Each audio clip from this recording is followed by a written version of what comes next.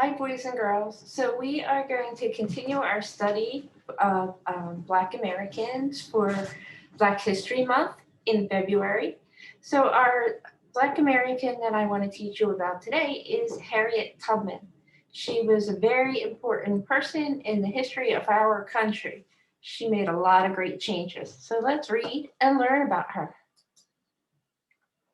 Young Minty. Harriet Tubman was born Araminta Ross between 1820 and 1825. They're not really sure her exact date of birth because they didn't keep records or birth certificates of slaves. Her nickname was Minty. Later, she went by her mother's name, Harriet.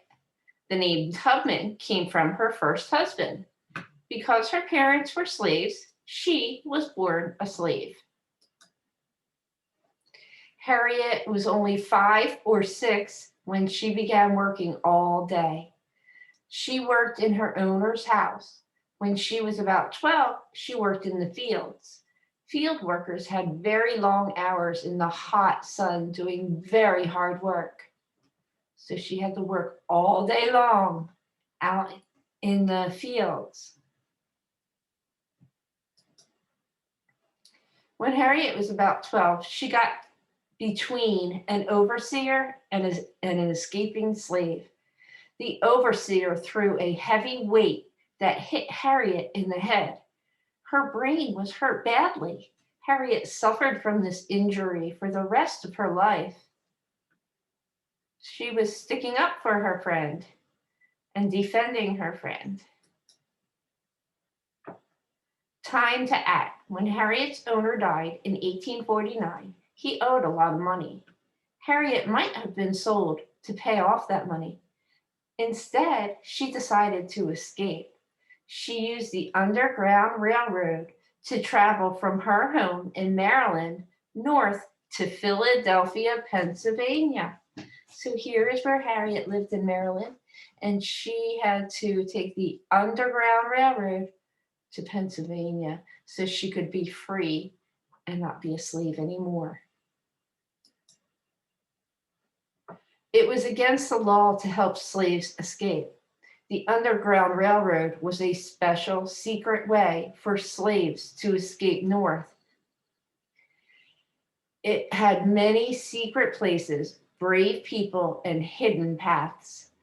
Anywhere from 25,000 to 100,000 slaves may have used it between 1780 and 1861.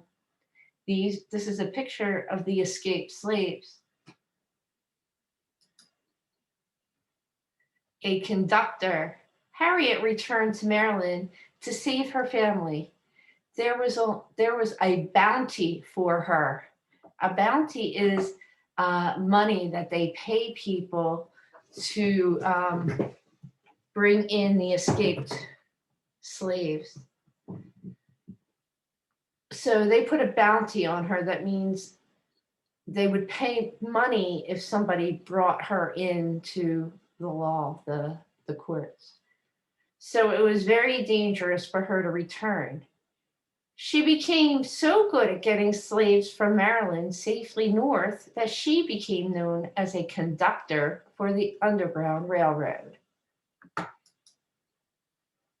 Some say Harriet went south 19 times from 1850 to 1860 and saved over 300 slaves. Her bounty grew from $300 to $40,000, which would be over $1 million if it was today. But she was never caught, and neither were any of the people she saved from slavery. I never ran my train off the track, and I never lost a passenger, said Harriet Tubman. A new way to help slaves. During the American Civil War, Harriet journeyed south as a spy. In 1863, she became the first woman in America to lead a military group. Military group are soldiers. She led several hundred Northern soldiers in gunboats on a sudden attack in South Carolina. The attack freed 750 slaves. Wow. Always fighting for rights. With slavery over, Harriet now fought for the rights of women and African Americans. She even helped open a home for the old and the poor. Harriet finally slowed down in her 90s because of her brain injury. When she died in 1913, she was buried with military honors. Okay, so as I said, a bounty is money that's given to someone as a reward for catching a criminal. And people thought, or the law thought, that Harriet was a criminal because she was helping slaves escape, and that was against the law. But really, it was the right thing to do. So a conductor is usually a person who collects money or tickets from passengers on a train. It was the word used for guides on the Underground Railroad. So Harriet was a guide. She guided the people to safety. Injury is an act that harms or hurts someone. A military are the armed forces, soldiers. An overseer is a person in charge of field slaves.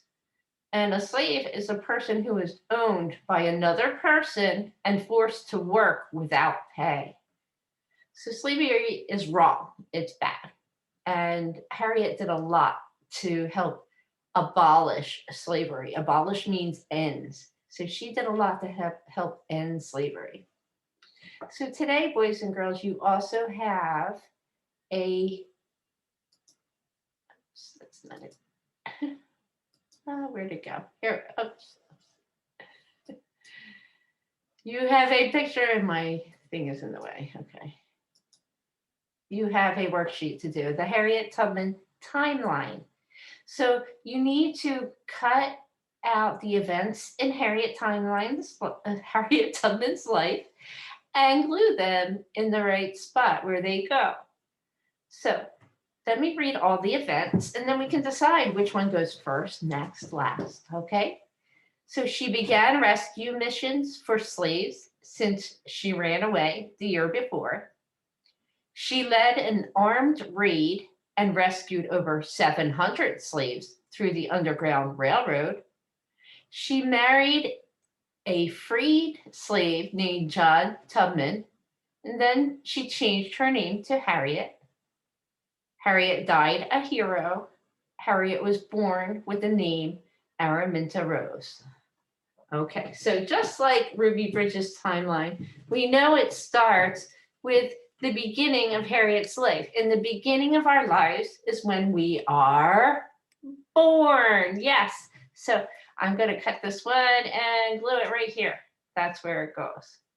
So the next event in Harriet's life, if you remember from the book I just read, was that she married a man named John Tubman, and he was a freed slave. Then she began rescue missions for slaves since she ran away the year before.